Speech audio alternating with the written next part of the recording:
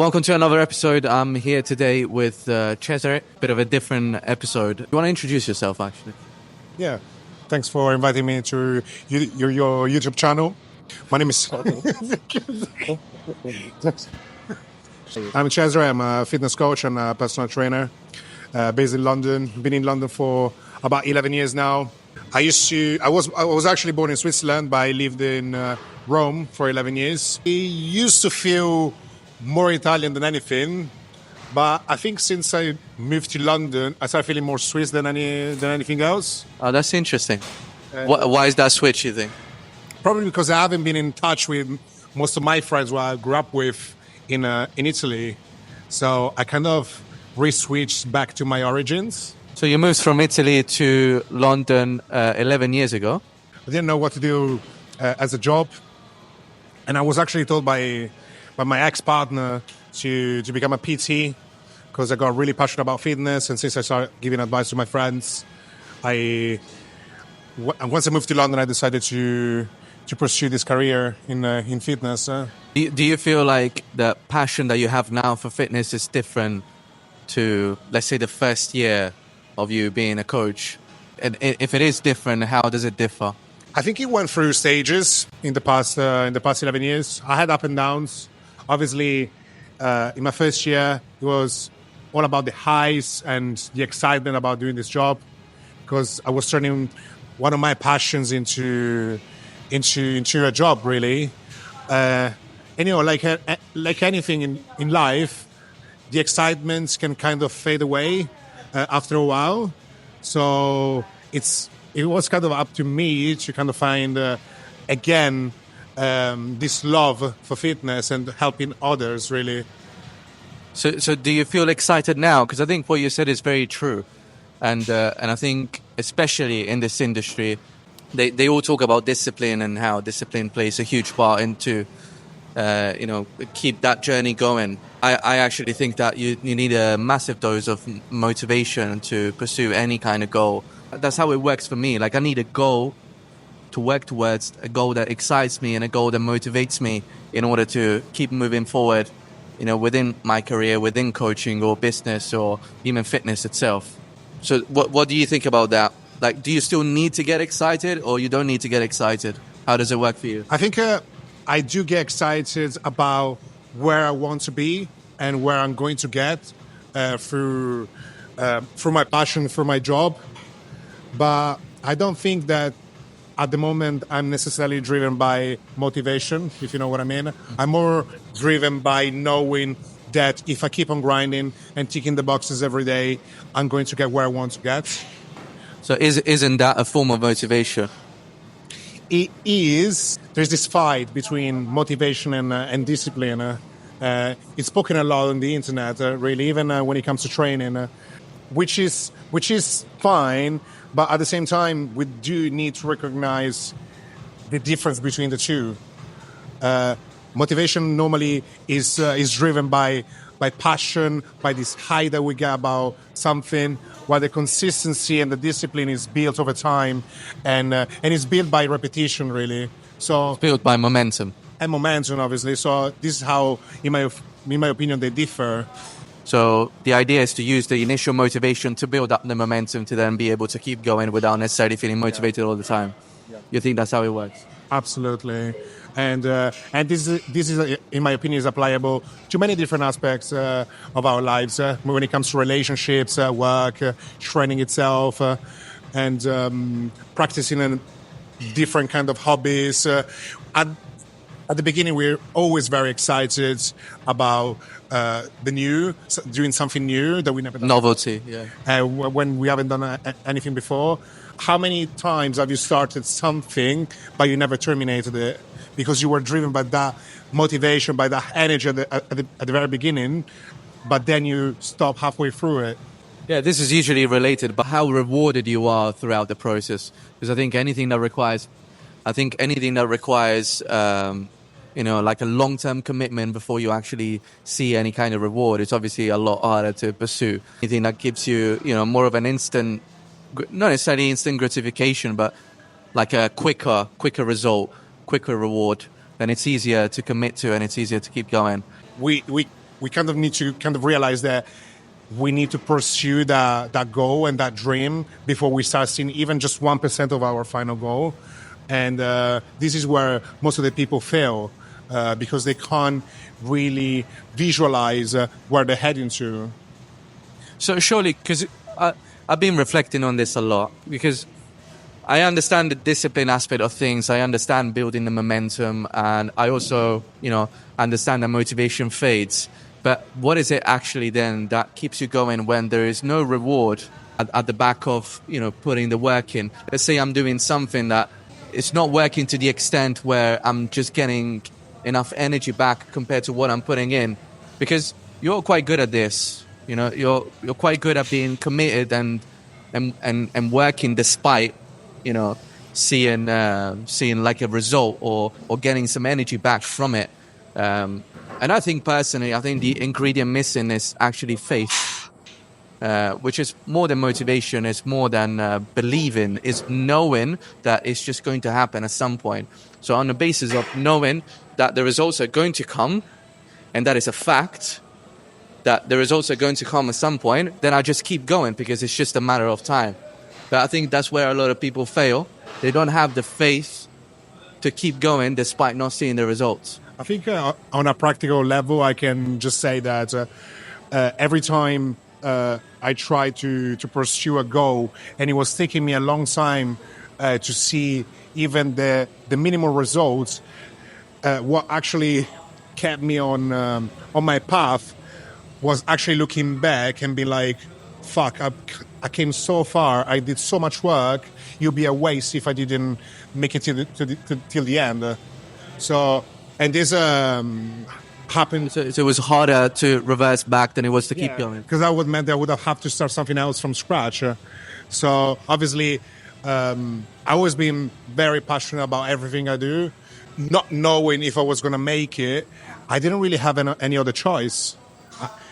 Even when I started my online coaching program, I didn't really know where I was heading to. I didn't know how long it was going to take me to even build 2 or 3 clients, but because this was my passion, and it took me so long to build the whole system and to create my content and everything else, I was looking back and be like, oh, I built so much so far, what else could I have done instead? And there was nothing really, because that was what I was really passionate about anyway. Yeah. I think that's another important point, and it's not having a choice.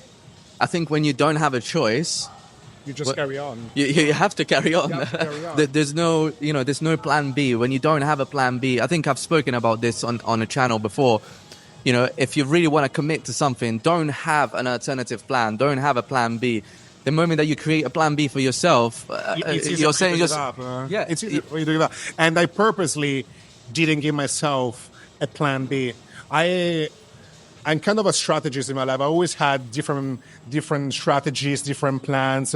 If I wasn't going to make it, but when I started my coaching, I purposely didn't build a plan B because that was the only thing that I wanted to do. I didn't want to have any other choice because otherwise I wouldn't have committed myself 100% into this. Would you say building this career as a coach, as a personal trainer, or was that the hardest thing you've ever done? Or do you think working on yourself physically was harder? Or was there anything else in your life that you had to work harder for? What would you say set the standards for you in terms of hard work and discipline and learning about momentum and everything that we talked about? I think the most difficult task I had to face during my life was really getting in shape. Getting in shape and working on yourself, building your own body, building your own new skin. I think that's the most difficult part. So you would say that physical aspect of getting in shape was for sure more difficult than building the business itself? Definitely, because at the time I was just a teenager and I wasn't as mature as I am today, clearly. And I had to work both on my physique, but I had to work a lot on my mindset. So I had to change and switch my mindset first before actually changing my physique. So that was very, very challenging, while building my business came straight after that. So after growing my own personality, shifting my mindset towards new goals, and then obviously after building my own physique. That's interesting because actually, I mean, you can probably confirm this. We obviously do a very similar job. We're both coaches, and we're both aiming to get people in the best shape of their life. And I see this very often with my clients where they go through an amazing transformation physically, and that influences positively all the other aspects of their life. And so they don't just get in shape physically, but they also get in shape with their mindset, right? Yeah. So this means that they become more confident, they become more resilient, they become capable of putting in practice what they learned through their physical transformation in perhaps their career or their relationships. I like to compare my physical growth to my business growth, my professional growth, because if you think about it, the processes are quite similar.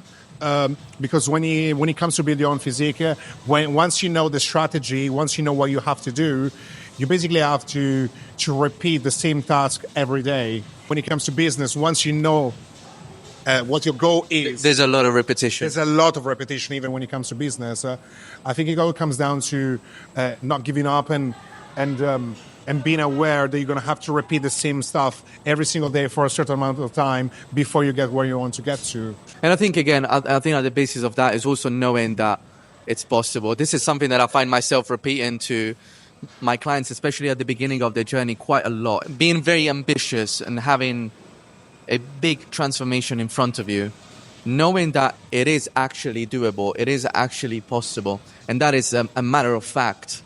Like, it's a fact that it is possible to be achieved. And that makes all the difference. This happens a lot with business, but it happens a lot with fitness as well. People get into, their journey, getting into their transformation journey, even though they have proof, for some reason that is not enough for them to be convinced of the fact that it is actually possible. Every time you start a new journey, a new task, there's always a component that is uncertainty, totally related to dreaming and faith and visualizing. You never really, once you start something new, you don't really know what it's going to look like for you in the future. Yeah, of course, the uncertainty component makes the grind a bit harder initially. But this is what I'm saying. If you have proof that what you're about to embark on is, possible and it's been done before, hearing these stories on the internet, there's two ways that you can look at it. When you hear about, let's talk about business. An entrepreneur that is multimillionaire, that comes from nothing and he built everything up from scratch. There's two ways you can look at that. You can be inspired and you can be like, oh, that's the proof that I was looking for, that what I want to do is possible. You can be just jealous about it. Yeah, or you can just see it as, oh, it's happened for him. But it's never going to happen to me. It's not going to happen to me because it's happened for him. That's potentially one of the biggest mindset switches that people need to make the moment that they embark on a journey. Because the moment that you start to believe and you start to see that whatever you want to achieve is possible for you, as you said, you don't need motivation. And as you build up the momentum, all you need to do is just carry on. And it's just a matter of time at that point. An aspect to take in consideration is also the curiosity. The curiosity of seeing how far you can go and what you can actually achieve. Though I do think that preconceptions are pretty inevitable. You either think that you're going to achieve it or you don't think you're going to achieve it. And they actually say this about the most successful people are deluded, There's a component of craziness in their mind thinking that they could be achieving something that perhaps hasn't been done before. Well, if you look at the top athletes or top entrepreneurs in the world, they always have the same common component in their mindset. They're always very cocky. They're always very certain they're going to make it. They always think they're the best in what they do. And that goes beyond confidence, right? That goes way beyond confidence. But if you can't believe in yourself, how do you think you're going to make it? So you need that kind of level of cockiness and confidence to make it halfway through your journey. Okay, then let me ask you this, because I had this conversation with one of my friends recently. We were debating on the fact that when you're humble, when you come across humble, you are more likable.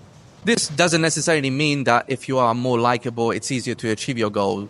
Perhaps it could be, for certain things, but I think this is a matter of fact. When you are humble, you are more likable, and when you are overly confident or cocky or arrogant, you're not as likable. And at the same time, I feel like if you are very arrogant and cocky, egotistic, someone that is quite self-centered, if they encounter a deviation or something doesn't play out as they wanted it to be, they're more subject, they're more inclined to disappointment and feeling depressed. And we always need a degree of humbleness in our thought process to be able to give things a go, knowing that they could not work out, at least in the moment. But then on a deeper level, having faith that you're going to get to your goal. What do you think is the degree of humbleness that you need? And do you think you need to be humble? I don't think that when we talk about humble people or very confident people, we always go from an extreme to the other. There's always a range where we place these people. And although the most successful people are very confident, and at times they can be very cocky, there's always a level and a degree of humbleness in them. I think that we lose the status of being likable when we start damaging other people. With the arrogance. When we start damaging other people with the arrogance. And I don't think that necessarily to make it, you need to damage other people. The humbleness isn't so much related to your attitude and perhaps the way that you express yourself. I think that perhaps is relatively important, but the humbleness needs to be there in the moment that, again, you're trying something for the first time. You're giving yourself the benefit of the doubt. So let me give you an example. Okay, I've been called humble so many times. In fact, I don't think I've ever been called cocky or arrogant. But my humbleness comes from a place of insecurities. And I think arrogance can also come from a place of insecurities. I think you're arrogant and insecure when you don't own your insecurities, or perhaps you're not aware of your insecurities. So you become arrogant, you become cocky, because that's all you need to kind of defend yourself from the insecurities that you're experiencing all the time. For me, I perhaps come across humble because I own my insecurities. I know the things that I'm insecure about, and I know how indecisive I can be with things and how flaky I can be sometimes. And so that that makes me insecure, and at the back of that, I'm humbled by my own insecurities. That is not a point of strength. These insecurities are making me humble, but apparently being humble is a good thing. So it's a bit of a mind fuck. I think it's good to have a bit of both, and I think being overconfident becomes damaging when you start disrespecting other people, when you really start thinking that you're better than the others. So it all comes down to finding. According to what you said earlier, that's what's necessary. If you want to be the best, and that's your goal, you need to believe that you can achieve something before you achieve it, because otherwise you start already from a negative position. And you start your own defects. So you need to believe that you can do something. You need to believe that you're better than the others. You need to believe that you're the best in what you do if you want to make it. Doesn't that make you arrogant or cocky? So it's more the case that you have to feel it, but you can't express it. I think you need to feel it, but without expressing it too much, without showing it too much. Otherwise, they're going to tell you that you're cocky and overconfident. But that means that you're not being completely honest, I suppose. I guess. There's no right or wrong, by the way. This is just me being the devil advocate, right? Let me talk from a personal level, from my personal experience. If I didn't think I was good enough and I was better than lots of other coaches, we wouldn't probably having this conversation right now. And I think this is something that has driven me to work this hard so far and push this much into my business. That doesn't mean that I'm better than everybody, but I know that I'm better than lots of other coaches. And this is something that helped me a lot to pursue my goals so far. I think the real point here, perhaps, it just came to my mind, and maybe the biggest difference here is how you compare to others. I think the moment that you compare yourself to others and make statements, whether you vocalize that or you just internalize it.